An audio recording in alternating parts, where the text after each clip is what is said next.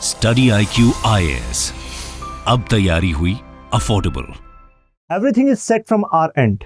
मैंने ये नहीं कहा कि प्रीवियस क्वेश्चंस को डिटेल में पढ़ना है। आई जस्ट सेड बस प्रीवियस क्वेश्चंस को देख लो सिलेबस के साथ साथ, जिससे माइंड में बैठने लग जाए कि एक्चुअली हमारे सिलेबस में जो मैंने डिस्कस किया था किस तरीके से डिवाइडेड है, किस तरीके से ओवरलैप है, कि अच्छा ठीक है, these are the question themes, क्योंकि अल्टीमेटली उन्हें हमें अपने सामने रखना है। ठीक है, चलिए तो आज के डिस्कशन को शुरू करते हैं। आज हमारी क्लास का पर्पस है कि जो PSR ऑप्शनल की बेसिक टर्मिनोलॉजीज हैं हमें उनको कवर करना है। ठीक है, the nature of PSR discipline is कि अगर आपने एक पोर्शन को मास्टर कर लिया तो वो अदर पोर्शंस में काम आएगा। ठीक है, तो we are starting our discussion from paper 1 section A, basic terminologies, ये basic concepts of PSR optional. ठीक है, तो हमें शुरुआत करना चाहिए WPT में थिंकर प्लेटो से। प्लेटो तो जब भी प्लेटो की बात की जाती है तो देखिए कई सारे टर्म्स हैं, आइडियलिज्म, रियलिज्म, ये सब चीजें अब आपको पकड़नी लग जानी होंगी। ठीक है, जिससे आप एप्लीकेशन पार्ट पर स्ट्रांग हो सको। तो सबसे पहले हमें प्लेटो और अलग अलग थिंकर्स के बेसिक समझने हैं। प्लेटो एंशिएंट ग्रीस में मौजूद थे। एंशिएंट ग्रीस, और जो हमारा सब्जेक्ट है पॉलिटिकल साइंस, इसके टर्मिनोलॉजी को समझने के लिए हमें प्लेटो, सोक्रेटिस की लाइफ में जाना होगा। Political science and international relations. तो पहला सवाल सभी के मन में आता है कि पॉलिटिकल साइंस का मतलब क्या है। What is political science? What is this word political? मैंने आपको कहा था कि हर एक कॉन्सेप्ट, हर एक चीज जो हमारे आसपास एग्जिस्ट करती है, उसका कोई ना कोई स्टार्टिंग पॉइंट तो होगा, जब से वो बनी, जब से वो यूज होने लगी, राइट? तो ऐसे में पॉलिटिकल वर्ड ये हमेशा से तो नहीं, कभी ओरिजिनेट तो हुआ होगा। पॉलिटिकल वर्ड जो अगर हम इसकी टर्मिनोलॉजी पर जाएं तो it comes from the word polis. Polis शब्द का मतलब होता है सिटी स्टेट। सिटी स्टेट का मतलब एक शहर के साइज, एक शहर नुमा राज्य। अब इसका क्या मतलब हुआ? तो इसी वजह से मैं कह रहा था कि हमें एंशिएंट ग्रीस में जाना होगा, क्योंकि वहां पर इन कॉन्सेप्ट, इन टर्मिनोलॉजीज का ओरिजिन है। ठीक है, लेकिन हमें क्या खोजना है जरा देख लीजिए। यहां पर दो शब्द हैं, सिटी और स्टेट। सिटी शब्द से तो आप में से काफी लोग वाकिफ हैं। हाँ भाई, शहर है। कैसे आप डिफाइन करते हैं शहर को? आप डिफाइन करते हैं on the basis of facilities, right? Road, infra, other infra, right? Education, health. आप डिफाइन करते हैं on the basis of government institutions, यानी कि भाई डिस्ट्रिक्ट पर एक सेंटर है, शहर में गवर्नमेंट की महत्वपूर्ण इकाइयां, मींस इंपॉर्टेंट इंस्टीट्यूशंस मौजूद होते हैं, जहां से आप सर्विसेज ले सकते हैं, अपनी जरूरतों के हिसाब से फैसले करवा सकते हैं। तो यानी कि शहर तो आप वाकिफ हैं, लेकिन राज्य क्या है? What is state?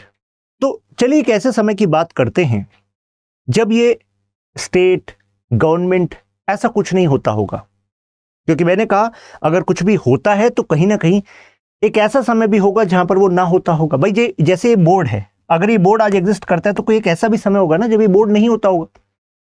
ये LED, LCD जैसी चीजें नहीं थी, राइट? आप में शायद कुछ लोगों ने वो समय देखा हो, LED, LCD नहीं होती थी भाई, राइट? तो ऐसे ही स्टेट की जरूरत क्यों पड़ी, गवर्नमेंट की जरूरत क्यों पड़ी? तो चलिए एक थियरी ये कहती है कि पहले जो ह्यूमंस थे ना, वो हंटर्स एंड गैदरर्स थे। शिकार किया, यूज किया, कुछ चीजों को रख लिया, फिर दोबारा शिकार पर निकल गए, राइट? तो ऐसे में हमारी लाइफ क्या थी? नोमैडिक थी, इधर से उधर जा रहे हैं, राइट? फिर उसके बाद एक ट्रांजिशन आया। दिस फेज वाज ट्रांजिशन, यानी कि एक बदलाव आया। ध्यान से समझती रहिए, हर एक चीज मैं समझाऊंगा बिल्कुल बेसिक से। ठीक, ट्रांजिशन आया और उसके बाद यहां पर कुछ लोगों ने सोचा कि चलो, हमने देखा कि एक सीड जब किसी जमीन पर गिरता है तो वहां से उसी तरह का पौधा निकलने लगता है। तो आइडिया आया कि लेट्स डू एग्रीकल्चर। तो इन्होंने एक पर्टिकुलर एरिया में सीड्स को ग्रो करना स्टार्ट कर दिया। तो यानी कि अब आपको लग रहा है अब ये नोमैटिक होंगे या फिर अब ये सेटल्ड होंगे? सेटल्ड होंगे, क्योंकि भाई अब जहां पर आपने सीड लगाए हैं वहीं से आप चाहेंगे हार्वेस्ट मिले, राइट? तो यानी कि यहां पर आपको नहीं लगता कि एक प्राइवेट प्रॉपर्टी की एक सेंस डेवलप हो गई थी? क्योंकि जब आप नोमैडिक थे तो वहां पर क्या आपकी प्राइवेट प्रॉपर्टी? आज आप इस जगह पर हैं, कल को शिकार करने दूसरी जगह पर चले गए, आज इस जगह आपको ठीक लग रहा है फिर कहीं और चले गए, तो ऐसे ही ट्रेवल करते रहते थे। लेकिन जब आपने सो कर दिया, कुछ चीजें मान ली एग्रीकल्चर कर रहे हैं, तो now you are having this sense कि ये land belongs to this person, this land belongs to this person, this land belongs to this person, right? ये एक सेंस डेवलप होने लगी कि हाँ ये मेरा है क्योंकि मैंने यहां पर मेहनत की है, तो इसके फ्रूट्स भी मेरे होंगे।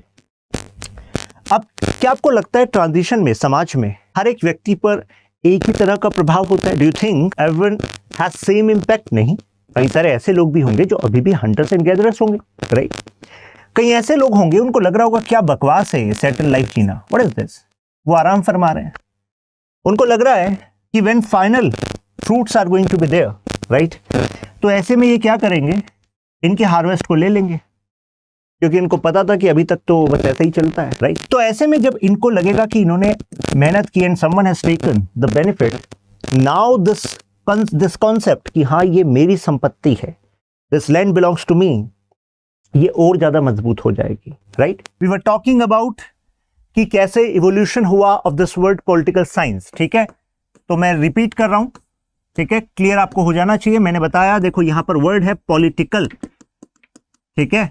तो पॉलिटिकल वर्ड कहां से आया? ये वर्ड आया है पॉलिस से। पॉलिस शब्द का इंग्लिश अवतरण जिसको आप और हम समझते हैं फिर भी, वो है सिटी स्टेट। सिटी शब्द का मतलब आप सब जानते हैं, शहर का मतलब होता है कि एक ऐसा केंद्र जहां पर आपकी सुविधाएं, बेसिक इंफ्रास्ट्रक्चर मेट होता है, गवर्नमेंट इंस्टीट्यूशंस जो हैं वहां पर महत्वपूर्ण गवर्नमेंट इंस्टीट्यूशंस मौजूद होते हैं, राइट? मेजर पॉपुलेशन जो है वो केवल कृषि में नहीं, केवल एग्रीकल्चर में नहीं, अन्य कामों में भी लगी रहती है ना, शहर। लेकिन स्टेट शब्द से क्या मतलब होता है?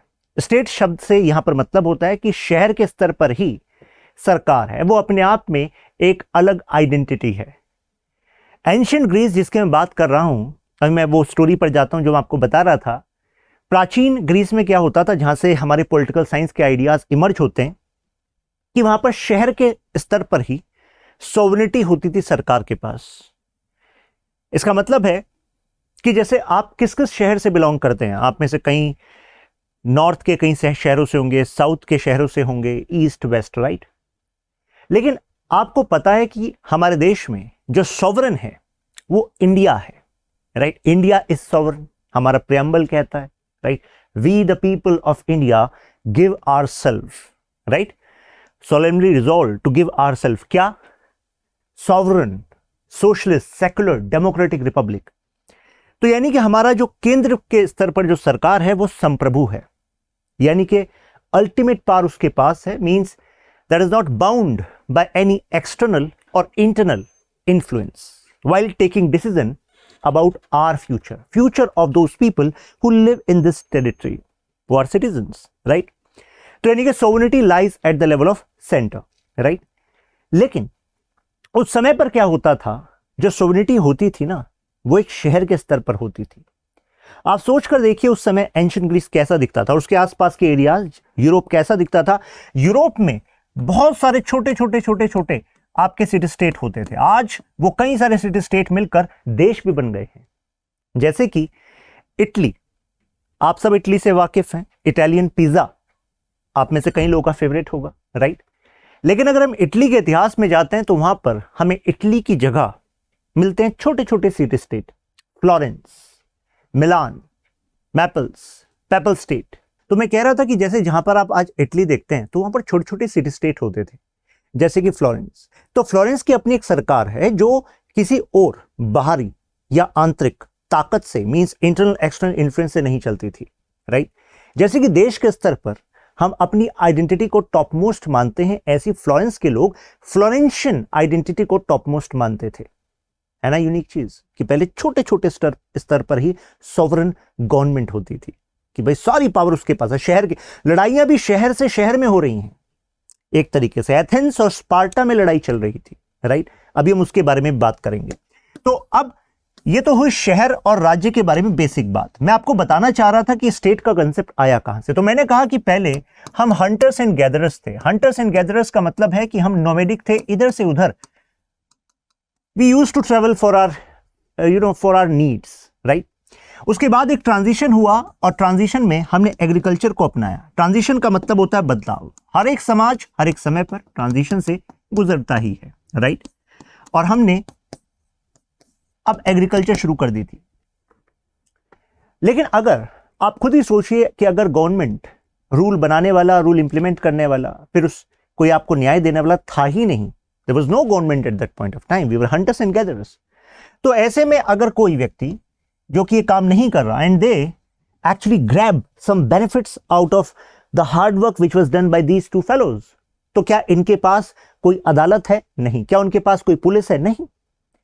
तो आपको ये लगता है कि ऐसे में देयर विल बी कॉन्फ्लिक्ट, क्योंकि मैंने आपको बताया कि जैसे ही आप सेटल्ड लाइफ जीने लगे तो आप में एक सेंस ऑफ प्राइवेट प्रॉपर्टी आने लगी। आपको लगने लगा कि ये मेरा है क्योंकि मैंने ही इस पर्टिकुलर लैंड पर मेहनत की है और किसी ने नहीं।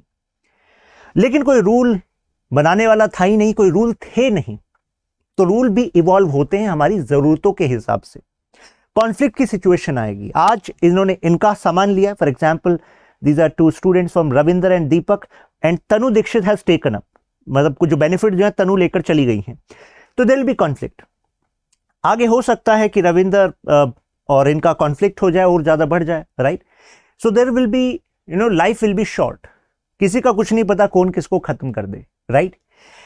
तो ऐसे में आपको नहीं लगता life was under threat? Life की कोई गारंटी नहीं थी, राइट।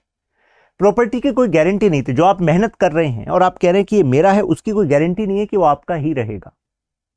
तो ऐसे में नीड क्या थी? अगर इसको सिक्योर करना है तो व्हाट वाज नीडेड?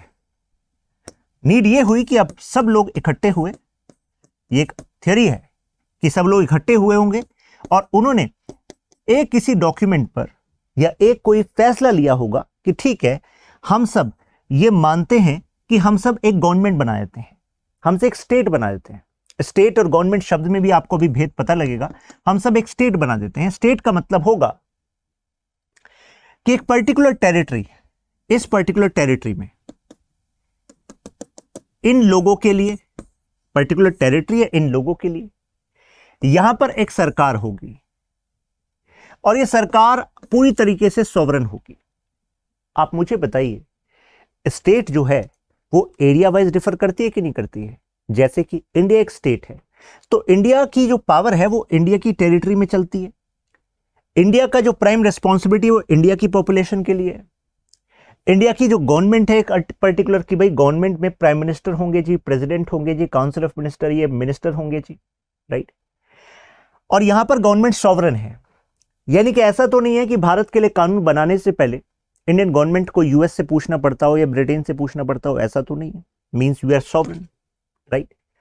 तो अलग अलग टेरिटरी पर अलग अलग स्टेट होंगी। ध्यान रखिएगा जब भी मैं स्टेट शब्द यूज करता हूं यहां पर, तो स्टेट के 4 कंपोनेंट होते हैं। Number 1 territory, number 2 population, number 3 government और नंबर 4 स्टेट। नंबर 4 आपकी सोवरेनिटी, संप्रभुता।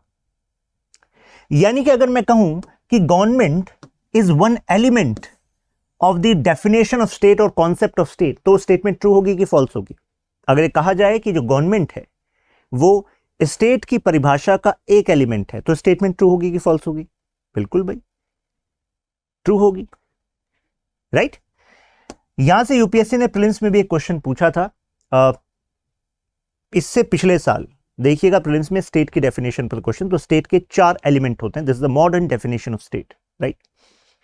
आप कहेंगे सर स्टेट और गवर्नमेंट में फर्क क्या हो गया? स्टेट एक कॉन्सेप्शन हो गया कि एक पर्टिकुलर टेरिटरी पर इस पॉपुलेशन के लिए एक गवर्नमेंट है और गवर्नमेंट सॉवरन है, पूरी तरह आजाद है फैसले लेने के लिए, राइट।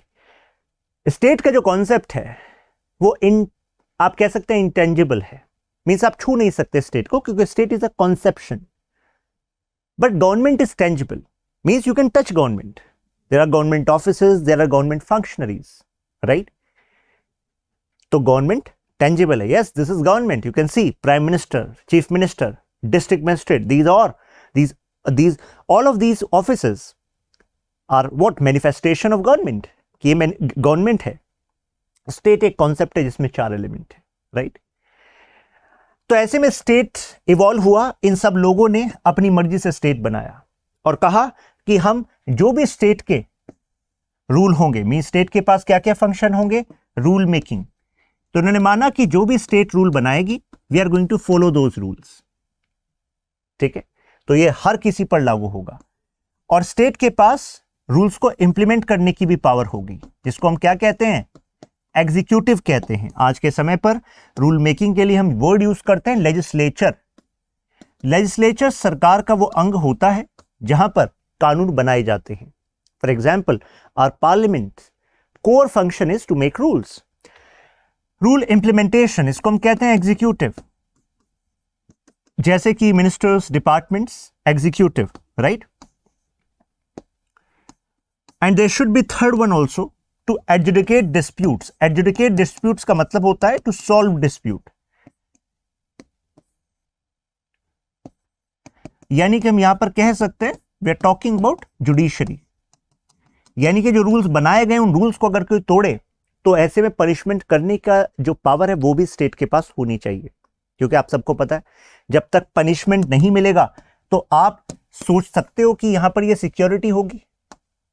द पीपल, क्योंकि लोग कैसे बिहेव करते हैं भाई, लोगों के लिए एक रियलिस्ट पर्सपेक्टिव, रियलिस्ट ये शब्द आगे भी मैं यूज करूंगा, वो कहता है कि लोगों के लिए जब जब कन्वीनियंस होगी कानून को तोड़ना, तो लोग कानून तोड़ते हैं.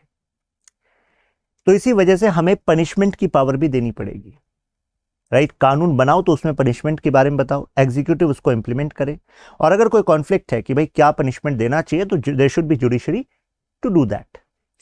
आपको ये लगता कि जैसे हमने स्टेट बनाई होगी तो इसका हमारा एक जो प्राइम पर्पस था वो था स्टेबिलिटी, यस और नो? क्योंकि अब कम से कम हमें पता तो है ना, जैसे तनु वाज डूइंग व्हाट, तनु ने रविंदर्स फील्ड, जो उनके मेहनत थी, उसको छीन लिया था, right? But now she won't be able to do that. If she do that, then what is going to happen? अगर वो अभी ऐसा करती हैं, इफ शी डज इट, तो judiciary is going to be there, right? Executive is going to be there. तो there are rules, right? So we can have stability here. तो यानी कि अब हम स्टेबिलिटी देख सकते हैं, अब हम लाइफ को सिक्योर देख सकते हैं, अब हम प्रॉपर्टी को सिक्योर देख सकते हैं. अब आपके कुछ जो बेसिक राइट्स हैं वो सिक्योर रह सकते हैं कि भाई ये मेरा अधिकार है. देखो, ये सेंस ऑफ प्रॉपर्टी कि यार मेरी प्रॉपर्टी है, सेंस ऑफ दिस राइट कि I should be able to move freely, there should be police there कि जो मुझे सिक्योर करे. क्योंकि अगर कोई मुझे नुकसान पहुंचाता है वो कानून के खिलाफ है, वो रूल के खिलाफ है, तो पहले तो रूल बताने होंगे ना, राइट? ये बात क्लियर है आपको, यस और नो? यस, ठीक है. तो यानी कि अब आपको पता लगा कि एक्चुअली दिस वर्ड पॉलिटिकल ये हुआ था स्टार्ट सिटी स्टेट से, क्योंकि एंशिएंट यूरोप में, जहां पर मेडिटेरियन सी के ऊपर जहां एंशिएंट ग्रीस है, तो वहां पर सिटी स्टेट होते थे. और हमें पता लगा कि हाँ, सिटी स्टेट, स्टेट का मतलब एक एरिया में एक स्पेसिफिक पॉपुलेशन पर एक सरकार है जो पूरी तरह सॉवरन है, राइट? तो अब हम ये कह सकते हैं कि the word political is not just about this word politics. Politics is about कि हाँ, किस तरीके से you can gain power. There are some rules of this game. Some rules are made time to time कि किस तरीके से you can gain power, right? And politics may vary time to time, area to area, right? Politics हमारा अलग से एक topic भी है, पेपर 1 सेक्शन बी में, इंडियन गवर्नमेंट एंड पॉलिटिक्स. उसमें बताता हूं आपको caste, religion, ethnicity based politics, party system, social movement, pressure group, electoral behaviour, पूरा वहां पर पॉलिटिक्स ही हम करते हैं. उससे पहले हम करते हैं polity. There is a difference between the word polity and politics. Hindi में पॉलिटी को हम कहते हैं राज व्यवस्था. तो polity means we are talking about system, ठीक है? So political is a broad word. Political word has this polity as well as politics. यानी कि political word is talking about rule, right?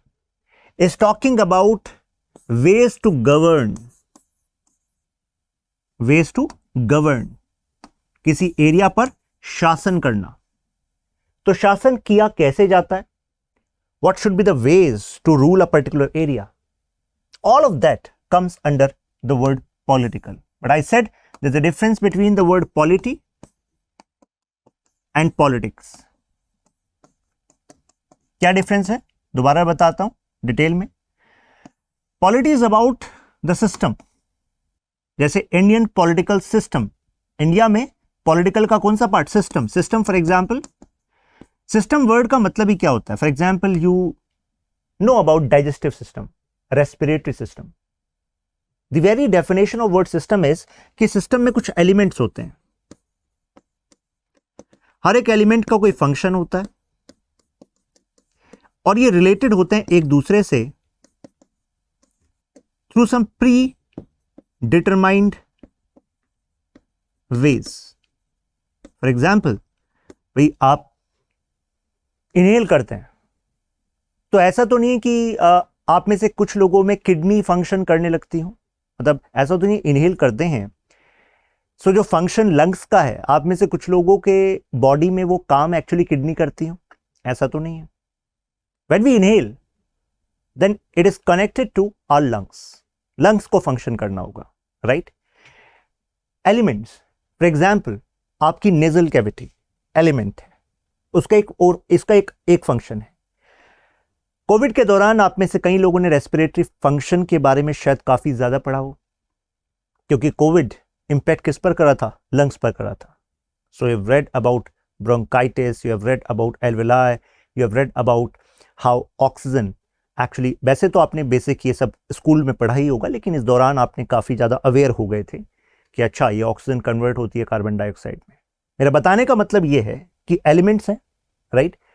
Nasal cavity, आपकी lungs, right? Function अलग अलग है सबका, एक पर्टिकुलर सिस्टम में रिलेटेड है प्री डिटरमाइंड वे में, ऐसा नहीं कोई किसी और का काम करने लग जाएगा। सोलर सिस्टम, अर्थ, सन, एलिमेंट है। ऐसा तो नहीं होता कि भाई आज हमें पता लगा है कि एक्चुअली सन जो है वो रिवॉल्व कर रहा है अर्थ के आसपास, अर्थ के अराउंड, ऐसा तो नहीं होता। प्री डिटरमाइंड वे है कि ऐसा ही होता है कि भाई अर्थ ही रिवॉल्व करती है सन के अराउंड, राइट? तो इसी तरीके से पॉलिटी में जब हम वर्ड सिस्टम जोड़ देते हैं, इसका मतलब होता है we are talking about various elements. Elements for example office of president, prime minister, supreme court, etcetera. तो मुझे बताइए ये एलिमेंट्स हो गए, और इन सब का जो फंक्शन है ये हमारे कॉन्स्टिट्यूशन में दिया है कि नहीं दिया है? दिया है। जैसे मैं आपको इनके बारे में अलग से डिस्कस करूंगा पार्ट 5 में ऑफ इंडियन कॉन्स्टिट्यूशन, पढ़ेंगे प्रेसिडेंट के बारे में, प्राइम मिनिस्टर के बारे में, राइट? फंक्शंस क्लियर हैं और ये प्री डिटरमाइंड वे में डिजाइंड है। ऐसा नहीं है कि one fine day now Draupadi Murmu is going to say कि now I'm going to act as prime minister as well, I'm also going to work as prime minister as well, I'm just going to work beyond the predetermined ways। क्योंकि predetermined way कहां पर mention है? ये हमारे constitution में mention है अलग से, आप उनके बियॉन्ड काम नहीं कर सकते, राइट? आपको ये लगता है कि अगर सिस्टम होता है कोई कहीं भी आपकी जगह पर, जहां पर भी सिस्टम होता है, तो सिस्टम से you can be sure of result कि हाँ अगर ऐसा सिस्टम है तो इस देश में ऐसा रिजल्ट आएगा, सोसाइटी में, इकोनॉमिक्स में, राइट? अब आप पॉलिटिकल साइंस के स्टूडेंट हैं तो मैं तो आपसे कहूंगा कि आप चीजों को ना केवल रटिए मत कि आपको किस सब्जेक्ट को कवर करना है। You should master it, like wherever you can apply this knowledge in your life, you should use that. Why are constitutional framers were so actually determined to refer so many constitutions around the world? They were studying different systems, and it is not necessary that British system is going to work well in India, and that is why they were studying US, Canada, Germany, France, South Africa, Ireland, right? So many constitutions. उसके बाद उन्होंने अलग अलग system देखे और plus उनके देश की जमीनी हकीकत देखी कि उनके समाज में क्या क्या चैलेंजेस हैं और इन सिस्टम्स ने क्या रिजल्ट प्रोड्यूस किए हैं। तो we need to actually understand our political system. Because अगर सिस्टम हमने समझ लिया तो फिर हम समझ जाते हैं कि अच्छा सिस्टम का ये इंपैक्ट होता है, तो रैंडमनेस जो होती है वो कुछ कम होगी कि नहीं होगी, यस और नो। और आप अपनी तैयारी में भी देखना, जिसकी तैयारी में सिस्टम आ जाता है तो रैंडमनेस कम हो जाती है और रिजल्ट के चांसेस बूस्ट हो जाते हैं। And whenever you don't have system, what are the elements of your preparation, यानी कि सोर्सेस क्या हैं आपके, क्या क्या फंक्शन है अलग सोर्सेस का, कोचिंग का क्या काम है और आपकी बुक का क्या काम है, आपके नोट्स का क्या काम है, राइट, टेस्ट का क्या काम है। और फिर ये रूल मतलब वैसे ही काम करेंगे, क्लास करनी है तो करनी है प्री डिटरमाइंड वे में, उसका बेनिफिट लेना है तो लेना है। तो जब सिस्टम बन जाता है तो तैयारी में भी रैंडमनेस कम हो जाती है, रिजल्ट की तरफ आप चलने लगते हैं। This is rule of nature, right. So we need to understand India's political system, that we are going to understand in IG part, but PSR optional is giving you another opportunity that let's understand how these systems evolved. ये system में elements बने क्यों भाई, जरूरत क्या थी, prime minister, president, council minister, जरूरत क्या थी इनकी। किंग के इस्तेमाल तो कर रहे थे हम इससे पहले, वो भी तो एक सिस्टम था, राजा होते थे, हेरिडिटरी सिस्टम चल रहा था, इतने सालों से चलता था, उसमें क्या कमी थी, उस सिस्टम में क्या कमी थी। अगर एक सिस्टम की जगह दूसरा सिस्टम आ रहा है तो इसका मतलब है पहले वाले सिस्टम में कुछ खामियां तो होंगी भाई, right, that we need to understand. हमें मौका मिलेगा डिफरेंट सिस्टम्स को समझने का, जैसे कि आज आपको मिलने वाला है एंशिएंट ग्रीस में क्या सिस्टम चल रहा था, पॉलिटिकल सिस्टम क्या चल रहा था, राइट। सो जब आप उनको समझ लोगे तो ये समझना आपके लिए वुड बी क्वाइट ऑब्वियस कि अच्छा, this is why we talk about this word justice equality, जो कई लोगों को प्रवचन लगता है, क्या जस्टिस इक्वालिटी, कहां है इक्वालिटी, कहां है ये राइट्स, क्यों बनाए। आपको पता लगेगा कि actually how these things evolved and how they have shaped your life. You are able to sit in this class because someone way back, you know, some 700 years back, 800 years back, was thinking about these things. And they gave these ideas, these ideas penetrated and took shape into a system.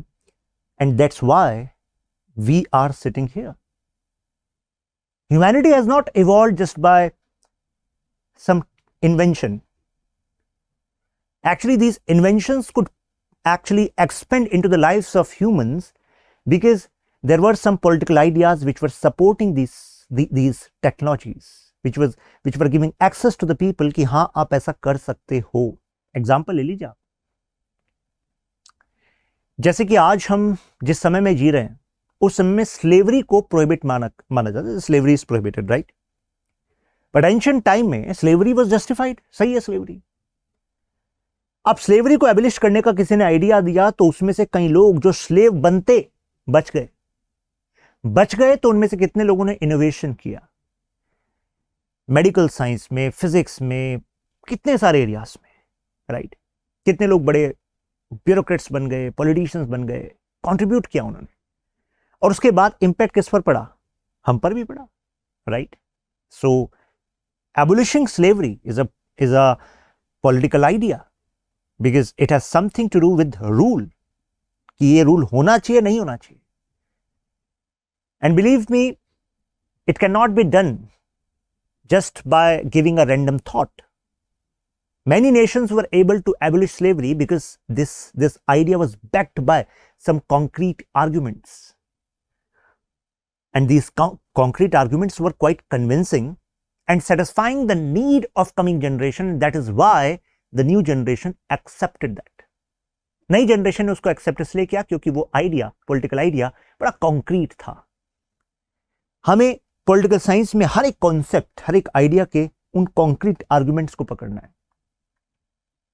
अगर आपने essence से political science को पकड़ लिया, which political science and you deserve, then things would be quite cake walk, right. Now, so this was about political, and politics means we are talking about power, means how to get into that position so that you can influence decision making. तो कैसे उन पदों पर पहुंचा जाए जिससे कि आप प्रभावित कर सको फैसलों को, समाज पर, लोगों पर क्या इसका इंपैक्ट होगा, वो फैसले आपका एक फैसला प्रभावित करे। तो how you can rise to that position Political science is going to give you that opportunity as well. We are going to understand what is power, how people become powerful. क्या जिन तरीकों से आज से 100 साल पहले लोग पावरफुल बन रहे थे, क्या आज भी उन्हीं तरीकों से पावरफुल बना जा सकता है? नहीं। समय बदलता है तो पावर को गेन करने के तरीके भी बदलते हैं।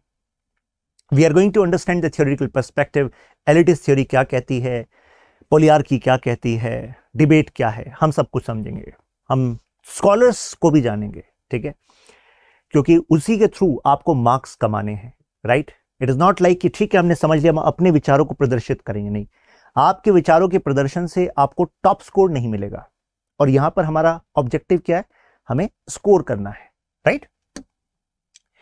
तो चलिए अब एंटर करते हैं जरा ये पॉलिटिकल आइडियाज कैसे इमर्ज हो रहे थे। तो आपके PSR optional paper 1 section A में ये टॉपिक है प्लेटो, वेस्टर्न पॉलिटिकल थॉट का पहला थिंकर है प्लेटो। लेकिन प्लेटो को पढ़ाने से पहले हमेशा सोक्रेटिस का जिक्र किया जाता है, जो इनके गुरु थे, ठीक है, he was teacher of Plato, ठीक है, ये टीचर थे, सोक्रेटिस वाज टीचर, ठीक है, प्लेटो बाद में टीचर बने। आपको जानकर हैरानी होगी कि many of you have used this word again and again, academy. I am going to this academy, I am going to this academy. Actually, this word academy has its connection with Plato's academy. Plato called his institution academy because he built a particular dedicated institution where there were many curricula. मतलब कितने सारे curriculums होते थे कि आप ये पढ़ो, आप हिस्ट्री पढ़ो, आप फिलॉसफी पढ़ो, ज्योमेट्री पढ़ो। सो डेडिकेटेड एक ये होता था क्लास 1, क्लास 2, क्लास 3, इसको हम कहते हैं एक dedicated system of education. He started in a place, उसको उन्होंने कहा था एकेडमी, राइट। नाउ अब सोक्रेटिस को जानना सबसे पहले जरूरी है, क्योंकि सोक्रेटिस की लाइफ का बहुत बड़ा प्रभाव पड़ा प्लेटो पर। सोक्रेटिस को फादर ऑफ फिलॉसफी कहा जाता है।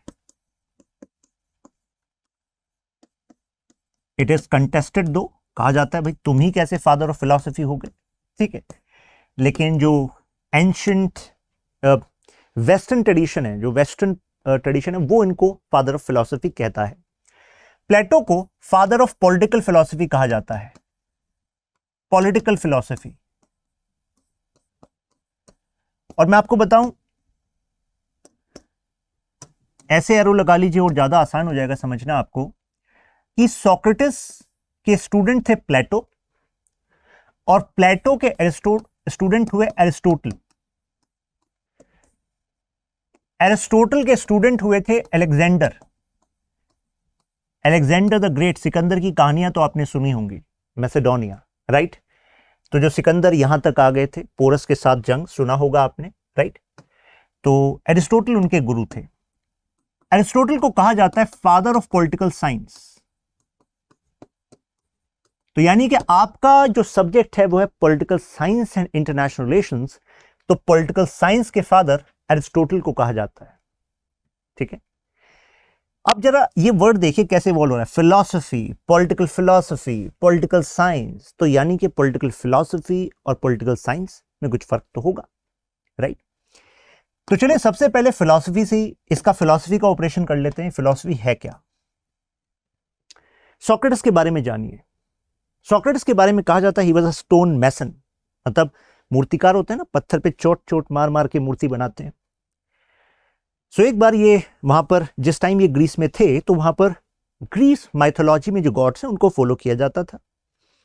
तो वहीं के एक टेंपल में गए, उस टेंपल में जो ओरेकल थी, ओरेकल एक्चुअली उन यंग गर्ल्स को कहा जाता था जो अपनी लाइफ टेंपल और उस जो भी वहां पर डीटी है, यानी कि जो देवता है, उसको डेडिकेट कर देती थी। कहा जाता था कि they are purest and whatever they are going to say it should be considered as voice of that particular deity, देवता की आवाज मानिए उसको, ये ऐसे बिलीफ थे।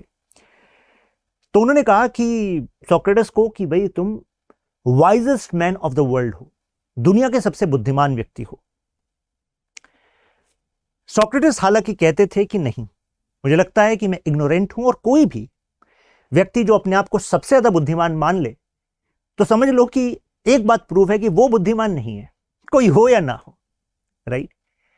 क्योंकि आप सब इस बात से मुझे लगता है वास्ता रखते ही होंगे कि हम में से हर कोई अलग अलग लेवल पर इग्नोरेंस रखता है अपनी लाइफ में, और लाइफ की जर्नी ही है कि हम धीरे धीरे एक्सपीरियंसेस के थ्रू, चाहे वो किसी के द्वारा हमें समझाया जाए, कई बार हम खुद लाइफ में खुद एक्सपीरियंसेस के थ्रू जानते कि अच्छा ये जो हम सोचते थे गलत सोचते थे, राइट। तो हमारी आंखों से पर्दा उठता रहता है, वो धूल जो है हटती रहती है। तो सोक्रेटिस मानते थे कि नहीं, इग्नोरेंस हमेशा होती है और हमें उससे ही बाहर निकलना होता है। शायद इसी वजह से उनको कहा था, राइट, क्योंकि वो इस बात से तो वाकिफ थे कि हाँ मैं इग्नोरेंट हूं, राइट। प्लेटो जो उनके शिष्य थे, he was very much impressed by Socrates, and Socrates को कहते थे कि भाई yes you are wisest man of the world, right. Socrates का जो पढ़ाने का तरीका था वो था डायलेक्टिक्स। ध्यान से सुन लीजिए ये वर्ड डायलेक्टिक्स, क्योंकि ये वर्ड मैं आपके पॉलिटिकल साइंस में बार बार यूज करने वाला हूं। डायलेक्टिक्स, डायलेक्टिक्स का मतलब होता है, लिटरल मीनिंग होता है डिबेट। ये वर्ड यहां पर भी आएगा, प्लेटो में भी आएगा, एरिस्टोटल में भी जिक्र होगा, क्योंकि सेम ट्रेडिशन के हैं तीनों, राइट। फिर मार्क्स और हीगल में भी डिस्कस होगा डायलेक्टिक्स, डिबेट। सोक्रेटिस में सबसे पहले हम रूट देखते हैं इस तरीके की बातों की, मतलब क्या है। सोक्रेटिस का मानना था कि टीचर का काम स्टूडेंट को यह बताना नहीं होना चाहिए कि क्या सही है और क्या गलत है, मतलब ज्ञान इस तरीके से नहीं बताना चाहिए कि अच्छा इसका ये मतलब होता है।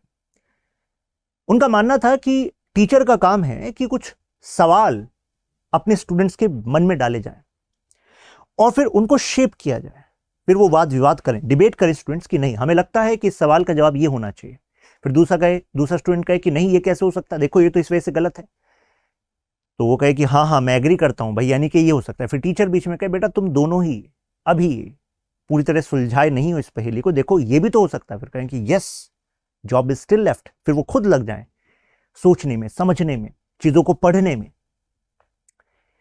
तो सोक्रेटिस का कहना था कि अगर इस तरीके से एथेंस, क्योंकि सोक्रेटिस जो है एथेंस में थे, एथेंस जो एक सिटी स्टेट था, ध्यान रखिएगा कि एथेंस जो एक सिटी स्टेट था, एक छोटा सा राज्य, वहीं पर तीनों का वर्क है, सोक्रेटिस, प्लेटो एंड एरिस्टोटल का, वहीं पर ये बैठकर अपनी थ्योरीज दे रहे थे। तो ऐसे में सोक्रेटिस का मानना था कि एथेंस को अगर मजबूत करना है तो वहां के जो युवा हैं उसको डायलेक्टिक्स के थ्रू पढ़ाना होगा, जिससे कि उनके अंदर क्रिटिकल रीजनिंग डेवलप हो सके, तभी इनोवेशन होगी, तभी जो कमियां हैं एथेंस के सिस्टम में उसको सुलझा पाएंगे।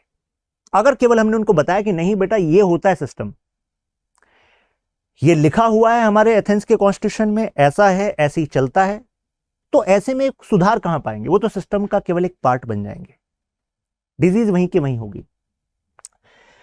तो जिस टाइम सोक्रेटिस थे तो वहीं पर सोक्रेटिस तो इस तरीके से एजुकेशन की बात कर रहे थे, राइट। ये अपने आप में रिफॉर्म वाली बात थी, सुधार वाली बात थी, राइट। लेकिन उसी समय पर एक दूसरा एजुकेशन सिस्टम भी चलता था जो एथेंस में काफी प्रेवलेंट था, उसको कहा जाता है sophist system, sophist education system. Sophist जो एजुकेटर्स थे उनके अलग से स्कूल होते थे और ये प्राइवेट एजुकेशन होती थी, प्राइवेट। और जनरली जो पुअर थे, मुझे बताइए पुअर ले पाएंगे क्या सोफिस्ट से एजुकेशन? नहीं। कौन ले पाता था? रिच ही ले पाते थे, राइट। और सोफिस्ट पढ़ाते थे कि भाई पावर को कैसे गेन किया जाए, हाउ टू गेन पावर। तो यानी कि इनके हिसाब से एजुकेशन का पर्पस है पावर को गेन क्यों करा जाए, मतलब पावर कैसे गेन किया जाए, मतलब how you should gain power, why you should gain power. आप कहेंगे व्हाई, क्यों? सोफिस्ट सिखाते थे कि लाइफ का जो मेन पर्पस है वो है to live a life of pleasure. और प्लेजर के लिए क्या जरूरी है? प्लेजर से तो आप सब वाकिफ होंगे, जिंदगी में अलग अलग प्लेजर्स को हम चेज करते रहते हैं, है ना। प्लेजर्स कैसे मिलेंगे? वेल्थ से मिलेंगे। और वेल्थ किससे आएगी? जब आपके पास पावर होगी। तो एक तरीके सोफिस्ट कहते थे कि भाई प्लेजर को पाना है, यही हमारा पर्पस है। कैसे पाना है? तो वो कहते थे कि देखो आपका अपना लाइफ का ऑब्जेक्टिव यही है, this is the idea of good life. Idea of good life क्या है? To live a life on this trajectory. अब मुझे बताइए, अगर सोफिस्ट एजुकेशन से निकलकर कोई व्यक्ति पढ़ा है और उसके बाद वो ब्यूरोक्रेट बन गया एथेंस में, अधिकारी बन गया, जैसे कि आप लोग बनना चाहते हो। और ऐसे में उस देश के सामने एक चैलेंज आया, और जो लोग उस देश को चैलेंज कर रहे हैं वो इस ब्यूरोक्रेट को कहें कि भाई मैं तुम्हें वेल्थ दूंगा, और साथ में जब तुम्हारा देश हार जाएगा तो तुम्हें यहां का प्रधानमंत्री बना दूंगा, पावर दे दूंगा, उससे तुम्हारी लाइफ पूरी प्लेजर वाली रहेगी। आपको नहीं लगता कि ऐसे में देयर इज ग्रेट पॉसिबिलिटी कि ये जो सॉफिस्ट एजुकेशन से पढ़कर निकलेंगे स्टूडेंट्स, ये करप्ट होंगे? यस और नो? भाई करप्ट होंगे कि नहीं होंगे? करप्ट होंगे। और यही बिल्कुल हो रहा था। Athens was becoming corrupt. Athens के पॉलिटिशियंस, एथेंस के bureaucrats, they were becoming corrupt. अब मुझे बताइए, जब करप्शन होता है तो वो जो देश होता है वो वीक होता है कि नहीं होता है? वीक हो जाता है। अब सोक्रेटिस इन सब चीजों को देख रहे थे, और सोक्रेटिस चाहते थे कि मैं अपने देश को मजबूत करूं, अपने सिटी स्टेट को मजबूत करूं, और इसके लिए रिफॉर्म लाऊं एजुकेशन सिस्टम में।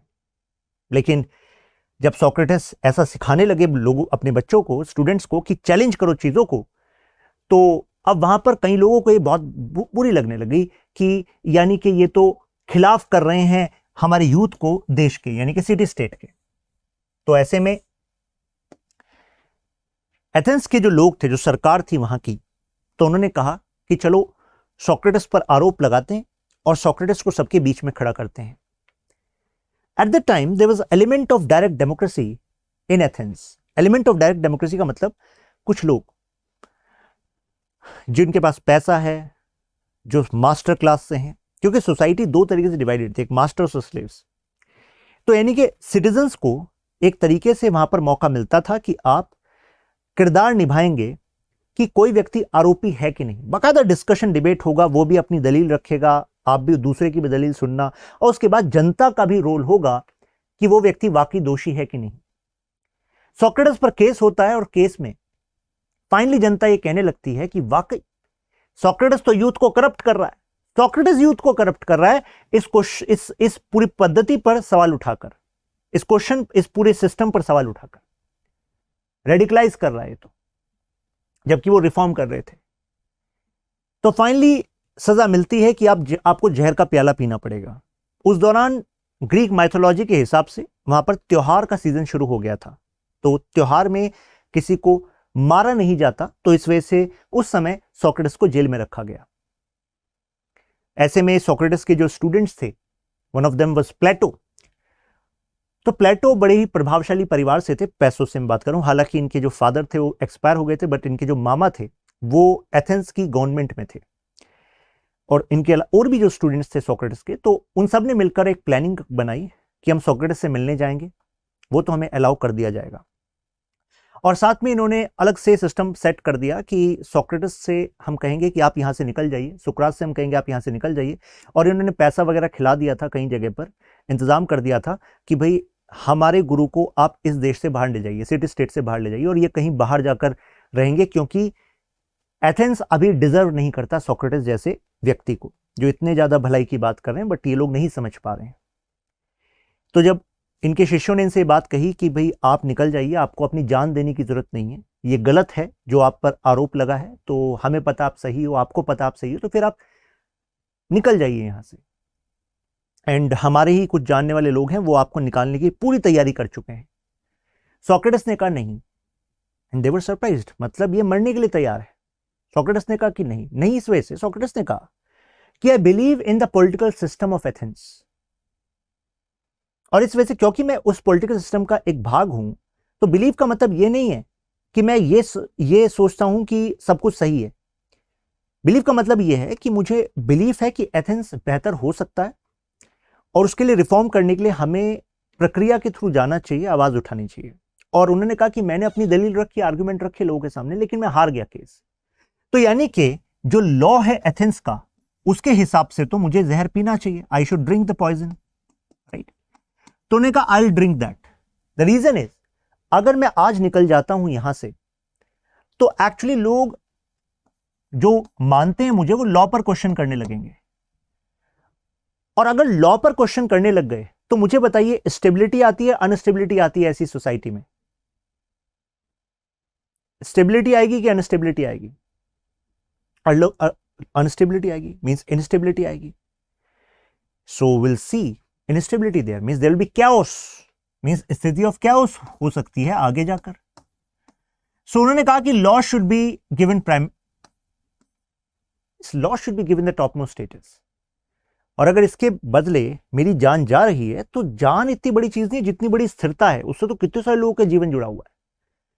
तो finally he drank that poison, hemlock उन्होंने पिया एंड उनकी लाइफ खत्म हो गई. इसका एक बहुत ही गहरा इंपैक्ट प्लेटो की लाइफ पर हुआ.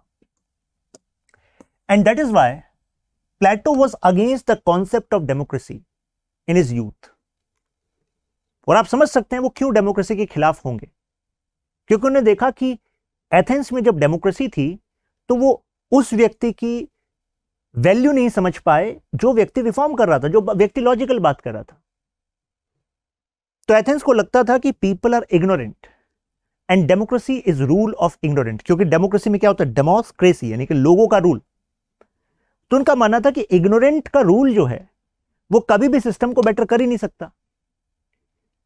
तो डेमोक्रेसी कभी भी अच्छी नहीं हो सकती, ऐसा उनका मानना था ड्यूरिंग हिज यूथ. तो he became against this idea of democracy. अब यहां पर हम सोक्रेटिस और प्लेटो दोनों को आइडियलिस्ट मानते हैं. ये वर्ड बार बार आएगा आपके सामने और हमें इन टर्मिनोलॉजीज को समझना है कि आइडियलिस्ट क्या होता है. आइडियलिस्ट का मतलब होता है वो व्यक्ति जो बात करता है what ought to be, what ought to be यानी कि क्या होना चाहिए, क्या होना चाहिए, इनका फोकस इस पर होता है. आइडियलिस्ट बात करता है कि आइडियाज जो होते हैं वो शेप करते हैं रियलिटी को.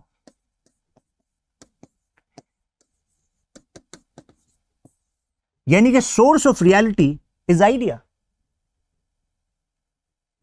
क्या होना चाहिए, अगर हमने वो सोच लिया है, उसकी प्लानिंग हम कर रहे हैं, एग्जीक्यूशन हो जाएगा. You should be committed to that idea, that you should be committed to that stage कि हां ऐसा होना चाहिए. आप किसी और आइडियलिस्ट का नाम बताएंगे जिन लोगों को आप जानते हो कि अच्छा आइडियलिस्ट? आपने सुना होगा गांधी जी के बारे में, गांधी जी को हम आइडियलिस्ट कहते हैं, यस और नो? मार्क्स को भी कहते हैं, राइट?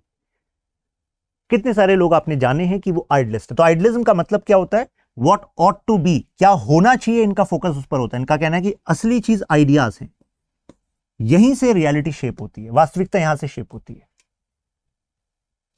जबकि एक और वर्ड है रियलिस्ट. रियलिस्ट वर्ड जो है वो व्हाट ऑट टू बी पर बात नहीं करता, वो कहते हैं व्हाट इज, जो है, अभी जो है. रियलिस्ट का फोकस होता है कि जो प्रेजेंट में जो हालात हैं, रियलिटी है, हमें उसके हिसाब से ही सॉल्यूशन निकालने चाहिए, उसको समझ के ही सॉल्यूशन निकालने चाहिए, रेदर देन कि कुछ आइडियाज हैं वही वर्ल्ड को शेप करते हैं. मैं आपको एग्जांपल देता हूं और क्लियर होगा इस बात से. आइडियलिस्ट का ह्यूमन पर मानना है कि humans are good by nature. जैसे सोक्रेटिस का मानना था कि ह्यूमंस बाय नेचर क्या होते हैं, गुड होते हैं, वो तो बाहर का बाद का प्रभाव होता है. ठीक है, ये आइडियलिस्ट मानते हैं, they are good by nature. आपने देखा होगा गांधी जी मानते थे कि इंसान के अंदर से इंसान जो है वो अच्छा है. प्लेटो भी मानते थे इंसान अंदर से अच्छा है. ठीक है, लेकिन रियलिस्ट क्या कहते हैं ह्यूमन के बारे में? रियलिस्ट कहते हैं ह्यूमन जो है बाय नेचर क्रूअल है. वो कहते हैं human by nature fickle minded है. वो आज आपके साथ है, कल किसी और के साथ होगा, धोखा देगा ही देगा. ये कहते हैं कि ह्यूमन हमेशा सेल्फ इंटरेस्ट को परस्यू करता है, उसे कोई सोसाइटी के इंटरेस्ट से कोई फर्क नहीं पड़ता, ये इंसान की फितरत है. तो जो रियलिस्ट हैं वो एक तरीके से कि क्या कर रहे हैं, इज पर फोकस कर रहे हैं. व्हाट इज, वो देख रहे हैं प्रेजेंट में क्या चल रहा है, रियलिटी क्या है.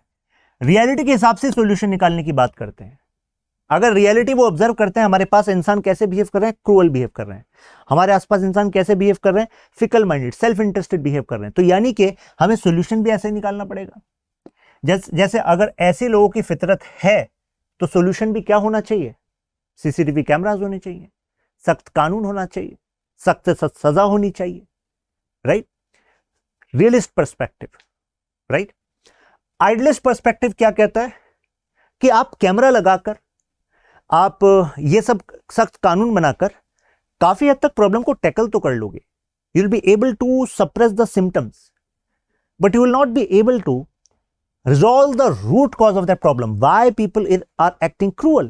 Why people are acting for their own self-interest? दूसरों को नुकसान पहुंचाते हैं लोग केवल अपने फायदे के लिए, धोखा देते हैं लोग अपने फायदे के लिए। तो सख्त कानून बनाकर आप रोक तो सकते हो, लेकिन जब भी उनको मौका मिलेगा कि अच्छा कोई देख नहीं रहा, सीसीटीवी कैमरा नहीं है, कानून भी कमजोर है, तो क्या करेंगे, फिर धोखा करेंगे वो। तो इनका मानना है आइडियलिस्ट का, we should work on conscience, मतलब लोगों की जो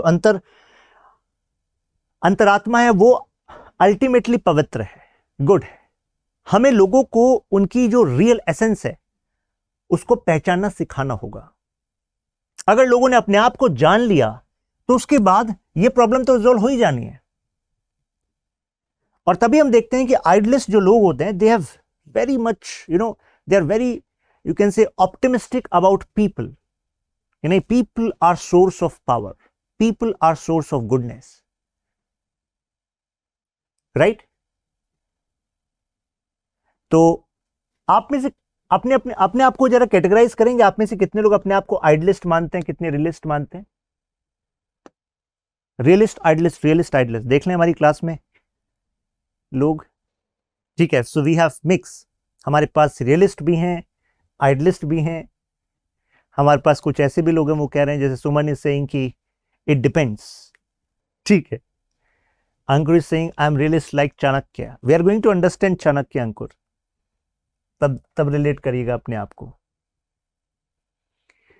क्योंकि लाइक चाणक्य कहना अपने आप में बहुत बड़ी बात है, because many people don't understand Chanakya, they have heard something about Chanakya, but the point you are going to understand Chanakya, will see कि अभी तो बहुत कुछ करना बाकी है। चाणक्य जो त्याग करने के लिए तैयार थे अपनी लाइफ में, जो उन्होंने किए हैं, क्या वो रियलिस्ट फर्वर हम रखते हैं कि नहीं रखते हैं? Kunal is saying realist are the only one who are going to crack the exam, ठीक है। चलिए, तो यानी कि रियलिस्ट और आइडियलिस्ट, ये दो वर्ड आपको पता लगे, ठीक है। तो मैंने आपको बताया कि जो सोक्रेटिस थे वो क्या है, आइडियलिस्ट हैं, ठीक है। सोक्रेटिस का इंपैक्ट पड़ा प्लेटो पर।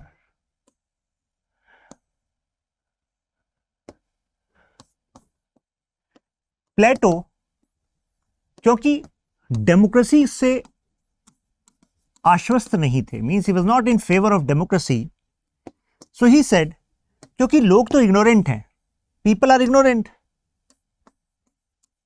Why Socrates died? क्योंकि पीपल क्या थे, एथेंस के, इग्नोरेंट थे।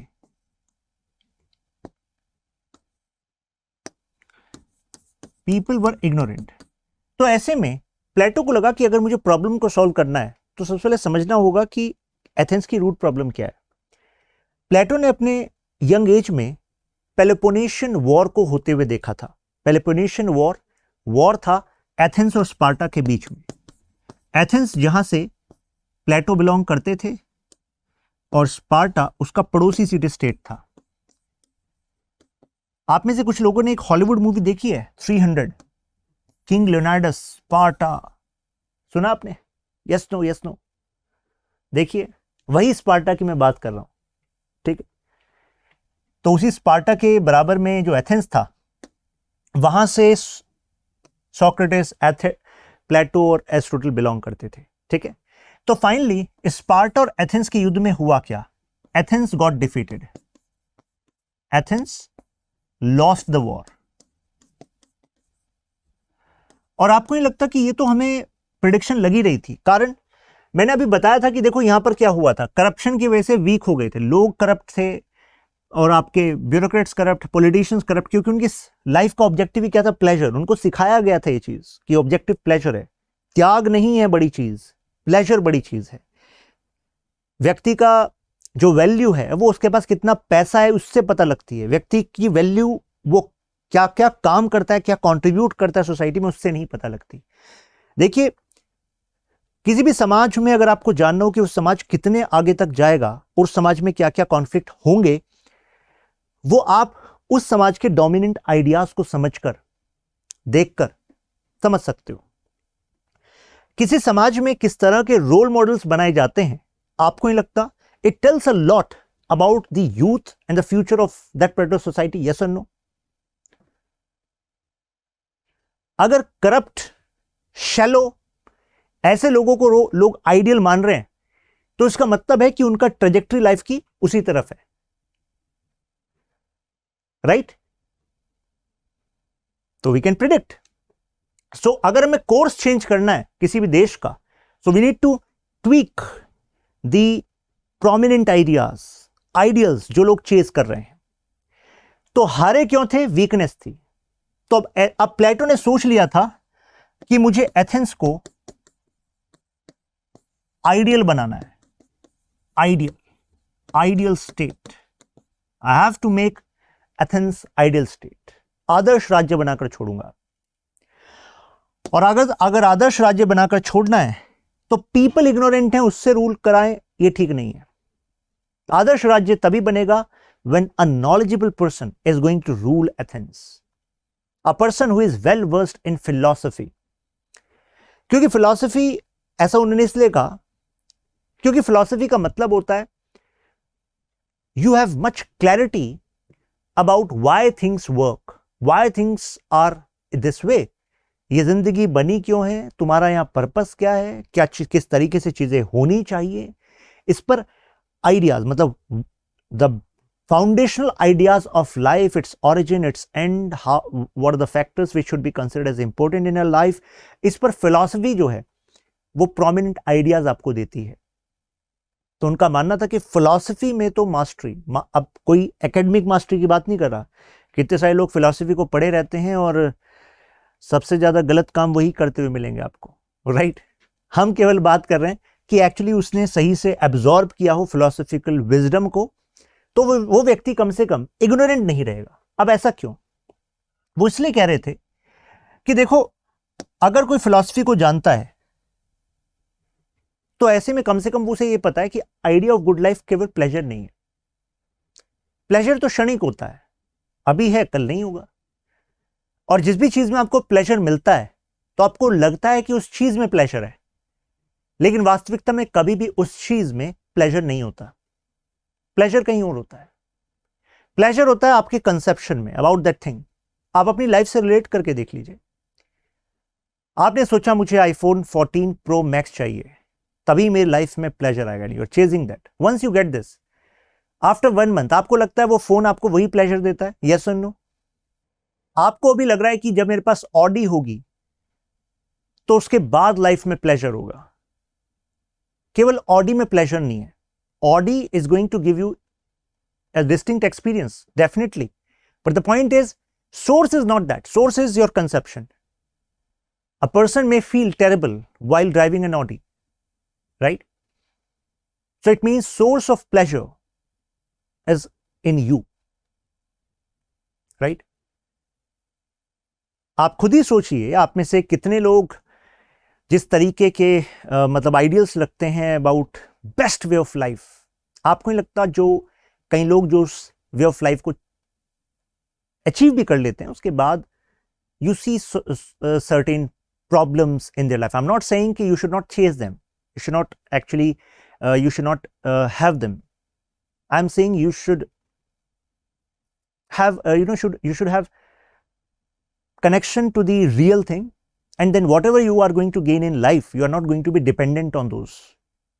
आप में से कई लोग जिस तरह का जीवन साथी चाहते हैं, बचपन से आपने, पहले होता था ट्रेडिशन, आज तो नहीं होता, लेकिन वो नहीं होता कि एक्टर एक्ट्रेसेस, जॉनी डेप किसी को पसंद है, किसी को रवि कौन पसंद है, एम्बर, लेकिन they also had terrible, you can से, आप बस बाकी क्या ही बताएं आपको, राइट तो यानी कि you were chasing some conceptions. अभी जब मैं प्लेटो को आपको पढ़ाऊंगा ना, I am also going to delve into the idea of beauty, right. तो यहां पर तो आपको ओरिएंटेशन देना है पूरे टॉपिक्स का, तो आपको इतना पता होना चाहिए कि when you get absorb into the idea of philosophy, then you are not bound by certain material things. मतलब मेटेरियल थिंग्स का आप इस्तेमाल करते हो, आप बेहतर तरीके से जीते हो, आप डिफरेंट एक्सपीरियंसेस लेते हो, but you are not limited by them. And that is what Plato's concern was, because these people are limited by things. Their actions are just based on pleasure, material well-being, wealth. Wealth is there to work for the state, work for your life. Wealth is not there to actually limit you, just your actions are limited to certain pleasures. You are jumping from one pleasure to another. Purpose of wealth is not that. So that is why he said a king should be there, and that should be philosopher king. तो उनका मानना था कि एक monarch होना चाहिए, जबकि Athens में मोनार्क नहीं था, राजा नहीं था, वहां पर डायरेक्ट डेमोक्रेसी का एलिमेंट था। कुछ नॉबल्स थे, कुछ परिवार थे, वो पावर उन्हीं के बीच में शिफ्ट होती रहती थी, राइट। और यहां पर भी वो कह रहे थे हेरिडिटरी नहीं होगा ये king, king will be changed based on the actually qualifications. This is going to be a philosopher king, that is what he was saying, right. He was also very much concerned about the justice. और आप सबने ये word सुना होगा, कई लोगों के दिमाग में ये वर्ड जस्टिस जब भी आता है तो उनके दिमाग में आता है अच्छा सर कोर्ट की बात कर रहे हैं। नहीं, कोर्ट तो केवल एक एलिमेंट देती है आपको जस्टिस का। आपको नहीं लगता जैसे स्टेट है तो स्टेट के पास कितने सारे रिसोर्सेज हैं, तो कितने रिसोर्सेज आपको मिलने चाहिए, कितने दूसरे को मिलने चाहिए। अगर उसमें भेदभाव है तो भी वो सिस्टम इनजस्टिस वाला होगा। तो एक सबसे बड़ा कंसर्न हर एक पॉलिटिकल थिंकर का रहा है कि how to ensure justice in our state, because sometimes what is justice for me may be injustice for another person. मेरे लिए वो जस्टिस है, दूसरे के लिए इनजस्टिस है, फिर भाई कैसे चलेगा। तो यानी कि जस्टिस हमें कोई ऐसा चाहिए जो कॉमन हो, जिसपे सब एग्री हो जाए कि भाई सबके लिए यही न्याय होगा। कुछ ऐसे प्रिंसिपल्स होने चाहिए जस्टिस के, राइट। तो प्लेटो ने जस्टिस के कॉन्सेप्ट पर भी बात की है। प्लेटो ने एक और कॉन्सेप्ट दिया है थ्योरी ऑफ सोल का। यहां पर वो बात करते हैं कि गोल्ड, सिल्वर एंड कॉपर की सोल होती हैं, एंड किस बेसिस पर होती हैं। ही सेड एवरी सोल, हर एक इंसान के जो अंदर एक आत्मा है, और हर एक आत्मा के 3 तत्व हैं, रीजन, स्पिरिट। स्पिरिट का मतलब होता है यहां पर आपका इमोशन वाला पार्ट, स्ट्रॉन्ग इमोशंस। स्पिरिट का मतलब है स्ट्रॉन्ग इमोशंस, ठीक है। और आपका एपेटाइट,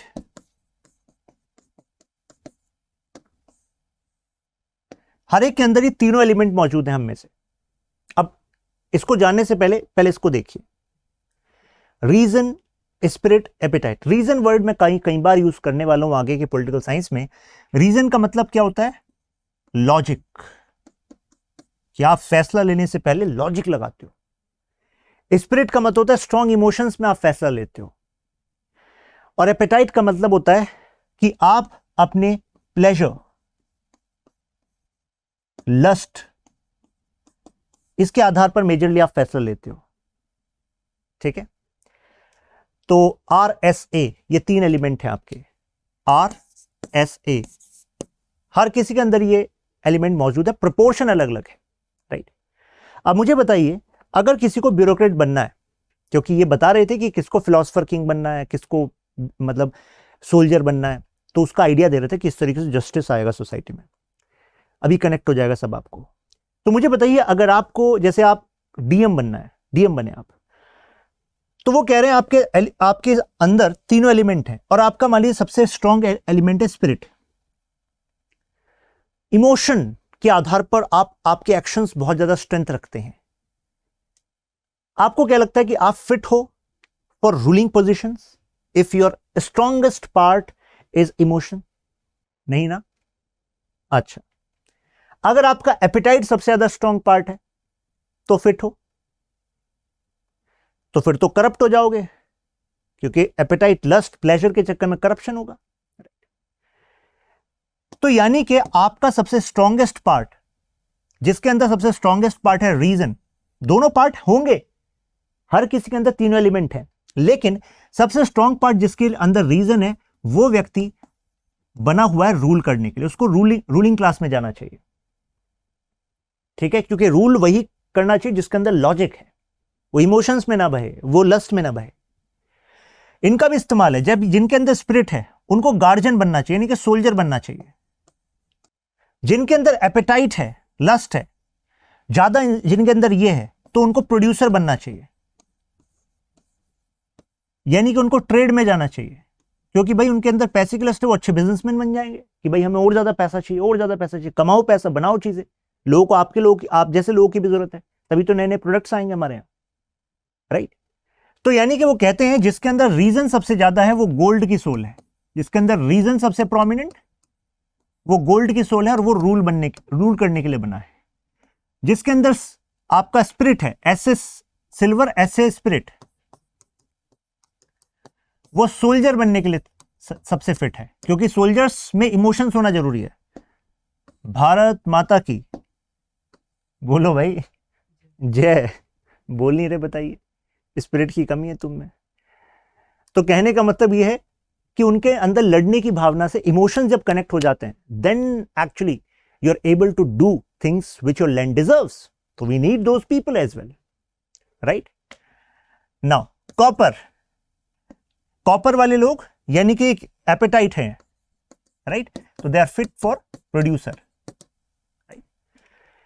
तो वो कहते हैं कि जब जो व्यक्ति जिस काम के लिए बना है, अगर वो उस काम में रखा जाए, फंक्शनल स्पेशलाइजेशन उसकी बनाई जाए उसी काम में, तो एक्चुअली ये सिस्टम बेस्ट तरीके से चलेगा। आपको नहीं लगता? बात तो सही कह रहे थे प्लेटो कि भाई जिसके अंदर रीजन सबसे ज्यादा है उसको ही रूल करने की जिम्मेदारी दी जाए। अगर हमने इसको रूल करने की जिम्मेदारी दे गई तो पूरा सिस्टम ध्वस्त होगा, और इनजस्टिस होगा कि नहीं, लोगों के लिए करप्ट हो जाएगा कि भाई इनजस्टिस हो जाएगा, तो करप्शन करेंगे। अगर इमोशन वाले को डाल दिया वहां पर तो भी दिक्कत है, राइट। बिकॉज स्ट्रॉन्ग डिसीजंस के लिए आपको लॉजिक बहुत जरूरी है, इमोशंस में गलत फैसले हो जाते हैं, राइट। अब तनु पूछ रहे हैं सर पता कैसे लगेगा?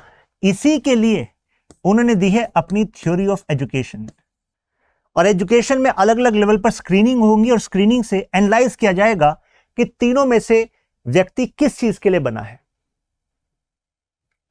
तो he has actually divided this society कि भाई इस तरीके। तो कितने लोग प्लेटो के फेवर में? जो प्लेटो के फेवर में mention favour, those who are against mention against.